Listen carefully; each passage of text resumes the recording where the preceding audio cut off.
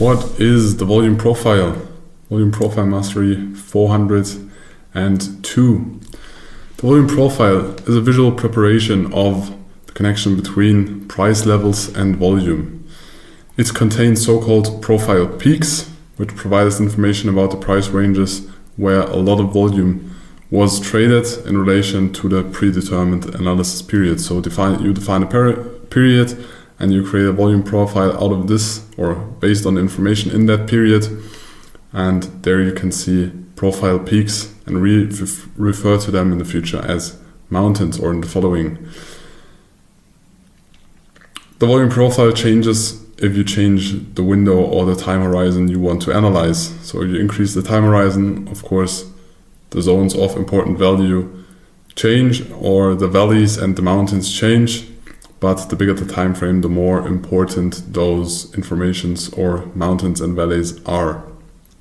Resistances and support lines can be read and drawn into the chart based on the volume profile, and the illustration provides information about where the fair price is, because we already told that several times. There's the value area, there is the first standard deviation of the volume that is traded in the period you analyze. Most of the times you will take a daily or a weekly profile, and based on that you can see more easily where is the fair price, where do market participants agree and act on a price and trade a lot.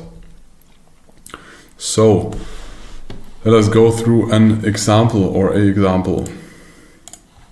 If you have price and this is the previous week's value or profile, so this is the previous days or weeks value area, it doesn't matter, it can be any time period, and price is opening somewhere, we think or we plan that price is outside, and as soon as the price starts to accept the value area, which you can see here, which is the value area low, we plan that the price will move to the POC.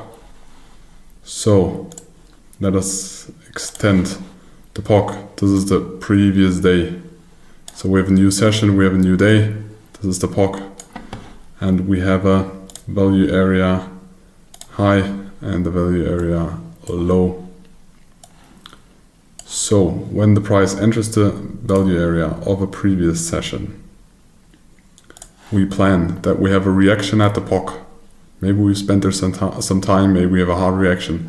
Then we will go down to the value area and then we will start to trade through the whole value area. Same thing happens from the opposite side. So if price is outside and steps into a previous value area, or does not need to be a value area, can just be a high volume area or cluster, and spends time in that value area, we will plan with a reaction at the POC or VPOC, so because it's the volume point of control, and then trading back to the side of the value area they entered, and then trading through the whole high volume cluster. Those are the basics about this, but let us quickly revive the things we already told you. In a profile like this, we have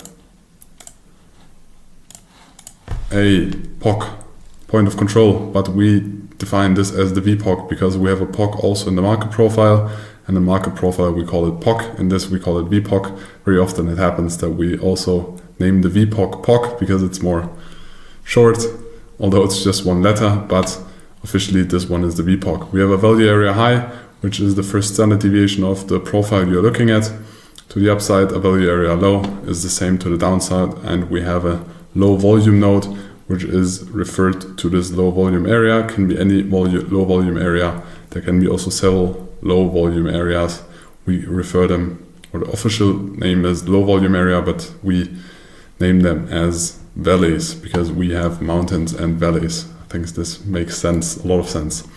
We also have an absolute high and an absolute low, which is the absolute high and absolute low of the range we are viewing or analyzing, what the profile is about. So absolute high of the day or of the week, or can, as I said, can be any time frame.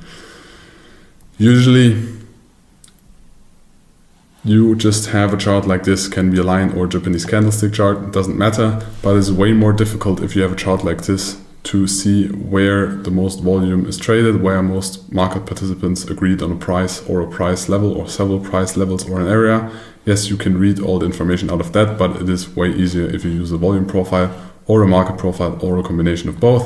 This could be an example chart or line chart matching to this volume profile.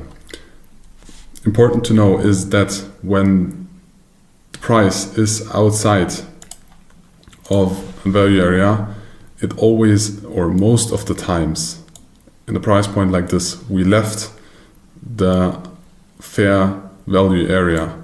Price is seeking to look for another fair area. So it changes or switches more to price discovery. Either we have a fundamental shift or the perceived value, the future perceived value of market participants is different now. So prices move, but at some point they want to have a fair price again. So most market participants agree on that and trade on that price level. When we are in price discovery and we go back into a value area, we plan, and the highest likelihood is that we will trade through that whole value area or high volume cluster. And most of the times there will be a reaction at the POC.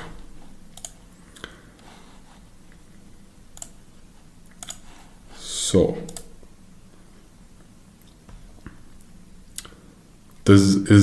could be another naked volume profile. We have the absolute low, we have the absolute high, we have the value area high, we have the value area low, and we have a POC. Profiles can look very different. We have a low volume area or valley here.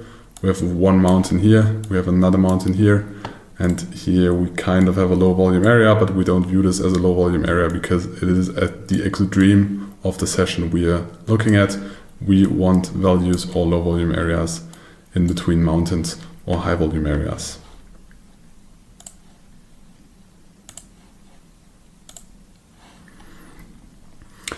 Let us go through a quick example. When you have multiple profiles, it doesn't matter if days, weeks, months, years, or even just 5 minutes, and those are secondly candles, it doesn't matter. You have value areas, and at some price points you will have an overlay of multiple important or interesting price levels. So for example, from this profile we have a low volume node here. Some people call this also imbalance, we call it low volume node or valley. We have a value area high of the following day and another value area high of the third following day. So we have multiple important levels on here. So in the future, this can be a very interesting level for us. So we can just draw a line in our chart, or we can extend the untouched or naked value area highs or POCs to the right. In most charting software this is possible, and we very often do this. But then there was a fundamental shift, whatever, there was a gap, and price went from this balance phase. As you can see, we have a big sideways range. We went into price discovery, and at some point market, as always, tries to find another fair value, so created another value area, and the market started to range, because a market does not trend forever and is not forever in price discovery. Then tried to continue with price discovery, but this price discovery failed, and we stepped back into the previous day's value area, got some reaction at the POC, went to the value area low, and then accepted the value area before we tried another price discovery and then traded through the previous day's value area. Then we started at the following day. This is a very interesting, kind of an interesting example. We had some acceptance at the high of the value area, so we spent a lot of time there and also created volume at the high of the previous day's value area. And then at some point we went again into price discovery mode and touched exactly the important level from the past, so the low volume node and the two value areas highs. There was price discovery, so if we would have entered the trade, we should take profits here, or we should look at the charts and look for short areas here, because we have falling value areas. So market participants are agreeing on a lower price. Either there is more supply or less demand. but value areas are falling. Most likely we are in a downtrend, so we can look for short opportunities over here and check if we can continue downwards. Furthermore, we established a new value area on the low, and now we are in price discovery. We are doing a retest, and we could look for a short opportunity here. But what setups we are looking for, we will dive deeper into that in the following slides. But first, we will talk about some opening intraday strategies or variants or options of intraday trading strategies.